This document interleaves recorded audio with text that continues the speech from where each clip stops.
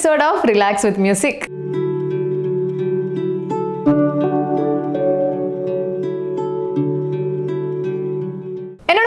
Dr. Vipin Roldan ആണ് senior consultant psychologist and founder of Roldan rejuvenation mind behaviour studio. നമസ്കാരം doctor and welcome to the show. Thank you doctor.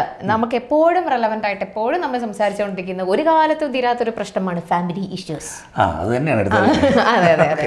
കാരണം എപ്പോഴും ഉണ്ടല്ലോ, ഇപ്പൊ കല്യാണം കഴിച്ചവരും വർഷങ്ങളായിട്ട് കല്യാണം കഴിച്ചുകൊണ്ടിരിക്കുന്നവരും ഒരു 20-25 ഇയേഴ്സ് ഒരുമിച്ച് നിന്നിട്ട് ഡിവോഴ്സ് ചെയ്യുന്നവരും എല്ലാവരും ഉണ്ടല്ലോ.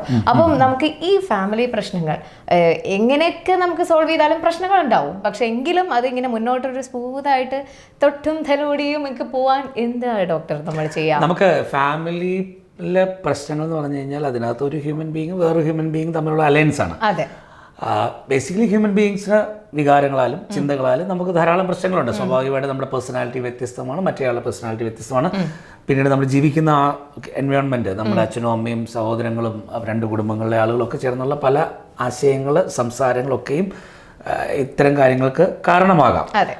അപ്പോൾ വിവാഹം കഴിക്കാതിരിക്കുക എന്നുള്ളതല്ല പോംവഴി. വിവാഹം ഡെഫിനറ്റ്ലി നമുക്കൊരു നമ്മുടെ ലോകം തന്നെ നിലനിൽക്കുന്ന ഒരു പുരുഷനും സ്ത്രീയും തമ്മിലുള്ള വിവാഹ ജീവിതത്തിലൂടെ അവർക്കുണ്ടാകുന്ന സന്താനങ്ങളിലൂടെയൊക്കെ കടന്നു പോകുന്ന ഒരു പരമ്പരയിലൂടെയാണ് നമ്മളൊക്കെ പോലും അങ്ങനെയാണ് ഉണ്ടായിരിക്കുന്നത്.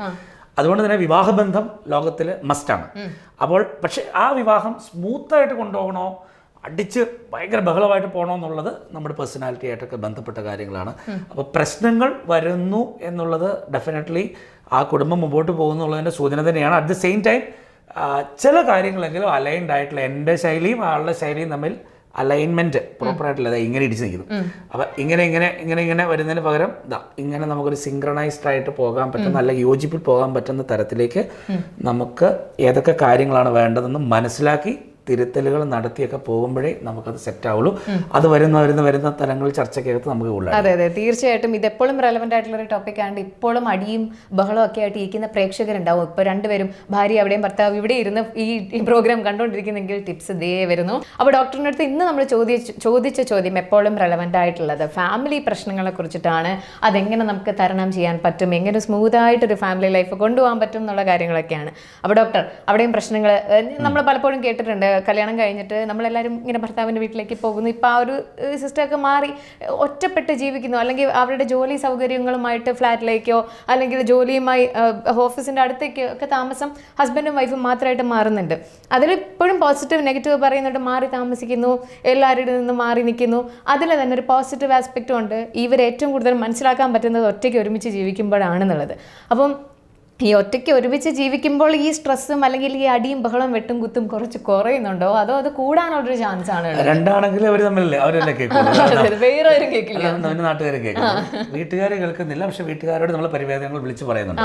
ഈ കൂട്ടുകുടുംബ സംവിധാനങ്ങളിൽ നിന്നും മാറിയിട്ട് ഇപ്പോൾ നമുക്ക് എല്ലാവരും ജോലി സംബന്ധമായിട്ട് വരുമ്പോൾ ഭർത്താവും ഭാര്യയും സെപ്പറേറ്റ് ആയിട്ട് ഫ്ലാറ്റ് എടുത്ത് അല്ലെങ്കിൽ വീട് പണിത് അല്ലെങ്കിൽ വീടെടുത്തൊക്കെ താമസിക്കുന്ന സാഹചര്യങ്ങൾ തന്നെയാണ് പോകുക. പിന്നീട് അവിടെ കുഞ്ഞുങ്ങളൊക്കെ ഉണ്ടാകുന്നു. ചിലപ്പോൾ കൊച്ചുങ്ങളെ നോക്കാൻ സപ്പോർട്ടിന് വേണ്ടി പേരൻസ് വരും.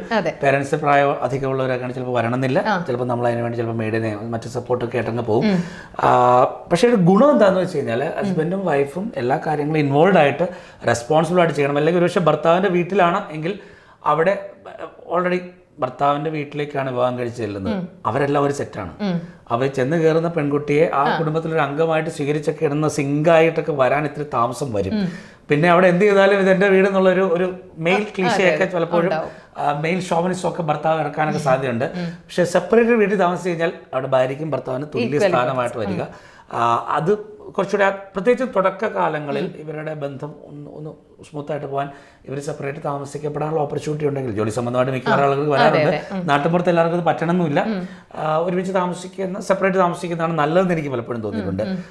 എന്നാലും കുടുംബമായിട്ട് വരുമ്പോൾ നമുക്ക് ഡെഫിനറ്റ്ലി മറ്റു പല കമൻറ്റുകളും ശൈലികളും ഒക്കെ വരുമ്പോൾ വിവാഹം കഴിച്ച് പ്രത്യേകിച്ചും വരൻ്റെ വീട്ടിലാണ് അല്ലെങ്കിൽ അവിടെയാണ് താമസിക്കുന്നതെങ്കിൽ ഈ പെൺകുട്ടിക്ക് ഒരു എക്സ്ട്രാ സപ്പോർട്ട് നമ്മൾ കൊടുക്കേണ്ടതുണ്ട്. കാരണം അവരുടെ വീടിൻ്റെ എല്ലാ സാഹചര്യങ്ങളും വിട്ടിട്ട് വളരെ സ്ട്രേഞ്ച് ആയിട്ട് ഇതുവരെ താമസിച്ചിട്ടില്ലാത്ത ആളുകളുടെ കൂടെ വേറൊരു സിറ്റുവേഷനിൽ വരുന്നു.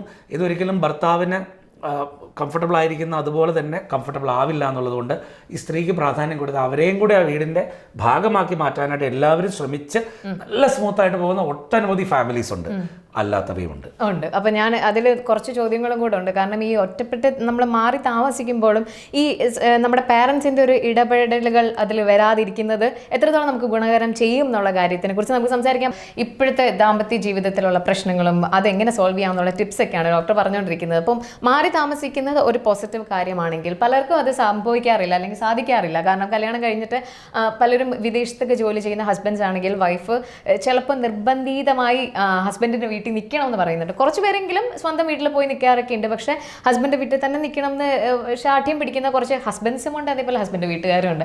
അങ്ങനെയുള്ള സ്ഥലത്ത് അവിടെ ഈ സ്ട്രെസ് അല്ലെങ്കിൽ ഈ പ്രശ്നങ്ങൾ ഒരു പരിധി വരെ കൂടുതലല്ലേ ഡോക്ടർ? നമുക്ക് ആ സ്ത്രീ അല്ല പെൺകുട്ടി നമ്മൾ വിവാഹത്തിന് ശേഷം ആ കുടുംബവുമായിട്ട് സെറ്റായി സിങ്കായി വരുന്ന ഒരു ഘട്ടത്തിൽ ഇത് പ്രശ്നമല്ല. കാരണം അവരുടെ കുടുംബത്തിന്റെ ഭാഗമാണ്, പുറത്തുനിന്നുള്ള ഒരാളാണ്. പക്ഷേ ഭർത്താവ് പുറത്താവുമ്പോഴേക്കും ഭർത്താവിൻ്റെ ചേട്ടന്, അനിയന് അല്ലെങ്കിൽ കുറച്ച് അമ്മാവന്മാര് ആൾക്കാരൊക്കെ കയറി അവരെല്ലാം കൂടെ സെറ്റായിട്ട് റീസെൻ്റ് ആയൊരു ഇഷ്യൂ ഉണ്ടായിരുന്നല്ലോ, ശ്രീധന കേസ് അല്ലെങ്കിൽ സാമ്പത്തിക ഒരു സൂയിസൈഡ് വരെ ഉണ്ടായി. അപ്പോൾ ഇങ്ങനെ ഒരു പ്രഷർ കൊടുത്ത് ഒരു പ്രോബ്ലം മാറ്റി പോകുന്ന ഒരു സിറ്റുവേഷൻ ഉണ്ടെങ്കിൽ അത് തീർച്ചയായിട്ടും ഒഴിവാക്കപ്പെടേണ്ടതാണ്. കാരണം നമുക്ക് അത് വിവാഹം കഴിച്ചൊരു വീട്ടിലേക്ക് വന്നു അല്ലെ വിവാഹം കഴിച്ചു എന്നുള്ളതിൻ്റെ പേരിൽ ജീവൻ നഷ്ടപ്പെടുക എന്നുള്ളതിൻ്റെ തലം ഒരിക്കലും അനുവദിക്കാൻ പറ്റുന്നില്ല. അങ്ങനെ അഥവാ സ്വന്തം ഭാര്യ തൻ്റെ സഹോദരങ്ങളാലോ തൻ്റെ കുടുംബത്താലോ മാനസികമായിട്ട് അസ്വസ്ഥപ്പെടുന്നുണ്ടെന്ന് അറിഞ്ഞാൽ അതിൽ ഇടപെടാത്ത കെട്ടിയവനല്ല, ഭർത്താവല്ല. അങ്ങനെ വരുമ്പോൾ സ്വാഭാവിക, കാരണം സ്വന്തം ഭാര്യ സ്വന്തം ഭർത്താവ് ഇതാണ് ടീം, ഇതിന് പുറത്തുള്ള എല്ലാ സപ്പോർട്ടേഴ്സാണ്. അപ്പോൾ അവർ കയറിയിട്ട് ഭർത്താവിനേക്കാൾ കൂടുതൽ റോള്, ഭാര്യയേക്കാൾ കൂടുതൽ റോള് വന്ന് ആ കുടുംബ ജീവിതം അല്ലെ വ്യക്തികളുടെ ജീവിതം നഷ്ടപ്പെടുത്തുന്ന തരത്തിലുള്ള കാര്യങ്ങളെല്ലാം തീർച്ചയായിട്ടും നമുക്ക് നോർമൽ സിസ്റ്റത്തിന് ബദലായിട്ടുള്ള ഒഴിവാക്കപ്പെടേണ്ട ശൈലികൾ തന്നെയാണ്. എന്ന് വെച്ചാൽ എല്ലായിടത്തും അത് അങ്ങനെ ഉണ്ടെന്നല്ല, പക്ഷെ എവിടെയെങ്കിലുമൊക്കെ ഉണ്ടെങ്കിൽ അത് ഡെഫിനറ്റ് ആയിട്ടും പരിഹരിക്കും. പല വീടുകളിൽ ഇപ്പൊ സ്വന്തം വീട്ടിൽ നിൽക്കുന്നതിനെക്കാട്ടി ഹസ്ബൻഡ് വീട്ടിൽ നിൽക്കാൻ ഇഷ്ടപ്പെടുന്ന ആൾക്കാർ തീർച്ചയായും സ്വന്തം വീട്ടിൽ നിന്ന് രക്ഷപ്പെട്ടല്ലോ എന്ന് വിചാരിച്ച് അങ്ങനെ ഉള്ളവരുമുണ്ട്. അത് ഏറ്റവും കൂടുതൽ അപ്രീഷിയേറ്റ് ചെയ്യുന്ന ആ ഒരു പാരന്റ്സിന്റെ തന്നെയാണ്, ഹസ്ബൻഡിന്റെ പാരന്റ്സിനെ തന്നെയാണ്. ഏതോ ഒരു സിനിമയ്ക്കകത്ത് ഇപ്പൊ ഞാൻ നായിക പറയുന്നുണ്ടായിരുന്നു, എൻ്റെ അച്ഛനേക്കാളും എനിക്ക് ഇഷ്ടം കുറേ അങ്ങനത്തെ കുറേ നല്ല സീക്വൻസസ് അതിൻ്റെ അകത്തുണ്ട്. അപ്പം ഒരു പക്ഷേ നമ്മൾ ആ പാരൻസിനെ നമ്മുടെ പാരൻസിനെ കാട്ടിന് ഇഷ്ടപ്പെടുന്ന ഒരു സാഹചര്യം ഉണ്ടെങ്കിൽ വെൽ ആൻഡ് ഗുഡ്, നമുക്ക് അവിടെ നിൽക്കുന്നതിൽ ഒരു പ്രശ്നമില്ല, ഹാപ്പി ആയിട്ട് ലൈഫ് മുന്നോട്ട് കൊണ്ടുപോകാൻ പറ്റും. പക്ഷേ ഇൻ കേസ് അങ്ങനത്തെ പ്രശ്നങ്ങളല്ലാത്തടത്തോളം ജീവന് ഒരു ഹാനികരമായിട്ട് അല്ലെങ്കിൽ നമ്മുടെ ജീവൻ നഷ്ടപ്പെടുത്തുന്ന രീതിയിലുള്ള തീരുമാനങ്ങളൊന്നും എടുക്കേണ്ട ഒരു സാഹചര്യം ആർക്കും വരാതിരിക്കട്ടെ. വിവാഹം കഴിച്ചതിന്റെ പേര് ജീവിതം മോശമാവുക, ജീവിതം നഷ്ടമാകുക എന്ന് പറയുന്നത് എങ്ങനെ ന്യായീകരിക്കാൻ പറ്റും? അതുകൊണ്ട് തന്നെ ബന്ധുക്കളും മറ്റു കാര്യങ്ങളൊക്കെ നമ്മളുടെ പ്രത്യേകിച്ച് സ്ത്രീധനം പോലത്തെ ഇഷ്യൂസ്, സ്വർണത്തിന്റെ പേരിൽ ഇഷ്യൂസ്, സ്ഥലത്തിന്റെ പേരിൽ ഇഷ്യൂസിന്റെ പേരിൽ വളഞ്ഞിട്ട് ആക്രമിക്കപ്പെടുന്ന കാര്യങ്ങൾക്ക് പകരം ഇതൊക്കെ പരിഹരിക്കപ്പെടാൻ പറ്റും സൈക്കോളജിക്കൽ ഇന്റർവെൻഷൻ വഴിയായിട്ട്. തർക്കങ്ങളുണ്ടോ, തടസ്സങ്ങളുണ്ടോ, രണ്ട് വീട്ടുകാരുണ്ടോ, ആ മധ്യസ്ഥം നൽകപ്പെട്ട് പ്രോബ്ലം പരിഹരിക്കാനായിട്ട് വക്കീലിന്റെ അടുത്ത് എത്തുന്നതിന് മുമ്പ് ഇവരുടെ പലപ്പോഴും സൈക്കോളജിക്കൽ നമ്മുടെ പല ഫാമിലി കൺസൾട്ടേഷൻ ഇങ്ങനത്തെ ഡിസ്പ്യൂട്ട്സ് വരാറുണ്ട്. അങ്ങനെ എത്രയോ കാര്യങ്ങൾ സോൾവ് ചെയ്യാം, അതിന്റെ പേരിൽ ജീവിതം നഷ്ടപ്പെടുത്തേണ്ട കാര്യമില്ലല്ലോ. ഈവൻ ഒരു ഡിവോഴ്സിന് മുന്നേ ആണെങ്കിൽ തന്നെ എത്ര കൗൺസിലിംഗ് സെഷൻസ് ആണ് എത്തുന്നതിന് മുമ്പ് നിങ്ങൾ ഡിവോഴ്സിന്റെ വക്കിൽ എത്തി നിൽക്കുകയാണെങ്കിൽ ആ പ്രശ്നം പലപ്പോഴും പലതും സില്ലി മാറ്റേഴ്സ് ആയിരിക്കാം. അത് നമുക്ക് എത്രയോ നല്ല ഫാമിലി കൺസൾട്ടന്റ് സൈക്കോളജിസ്റ്റുകളുണ്ട്, നമുക്ക് പരിഹരിക്കാവുന്നതല്ലേ ഉള്ളൂ. അതെ. അപ്പോൾ ഇന്നത്തെ നമ്മുടെ എപ്പിസോഡ് ഇവിടെ അവസാനിക്കാൻ പോകുന്നതിന് മുന്നേ ആയിട്ട് നമുക്ക് കുറച്ച് കൺക്ലൂഷൻസ് പറയാനുണ്ട് ഇന്നത്തെ ടോപ്പിക്കിൽ.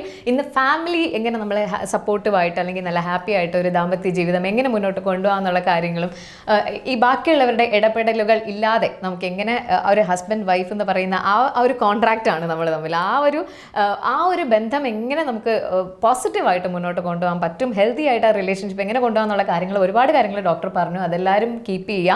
ഇനി ഫൈനലി ഡോക്ടറിന് എന്തെങ്കിലും കൂടെ ഉപദേശങ്ങൾ, ഡോക്ടറിന് ഒരുപാട് കാലം ഞാൻ അങ്ങനെ പറയാൻ കാരണം ഒരുപാട് കേസസ് ഡോക്ടർ എന്നും കാണുന്നതാണ്. ഞാൻ ഏറ്റവും കൂടുതൽ അറ്റൻഡ് ചെയ്യുന്ന ഒരു മാറ്റർ ഫാമിലി കേസസ് ആണ്. അപ്പം ഡോക്ടറിന് അറിയാം എങ്ങനെയാണ് ഡോക്ടർ ഒരു വലിയ അങ്ങനെ പ്രശ്നമായിട്ട് ഒരാളെ ശരിയാക്കി കൊണ്ടുവന്നത്.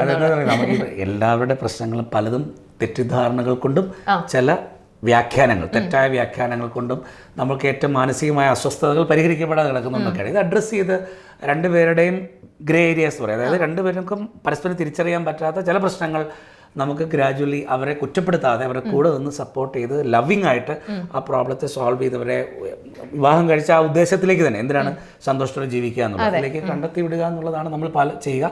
അത് നമുക്ക് തുടരാനായിട്ട് സാധിക്കും. അപ്പോൾ നമുക്ക് ആകെയുള്ളൂ നമ്മളുടെ ഇടയിലുള്ള ചില അസ്വസ്ഥതകളും കാര്യങ്ങളും നമ്മുടെ പിടിവിട്ട് പോകുന്നുണ്ട്, മറ്റുള്ളവരുടെ ഇടപെടലിൽ നമ്മളെ അകറ്റുന്നുണ്ട് എന്ന് തോന്നൽ വരുന്നുണ്ടെങ്കിൽ വെച്ച് താമസിപ്പിക്കരുത്.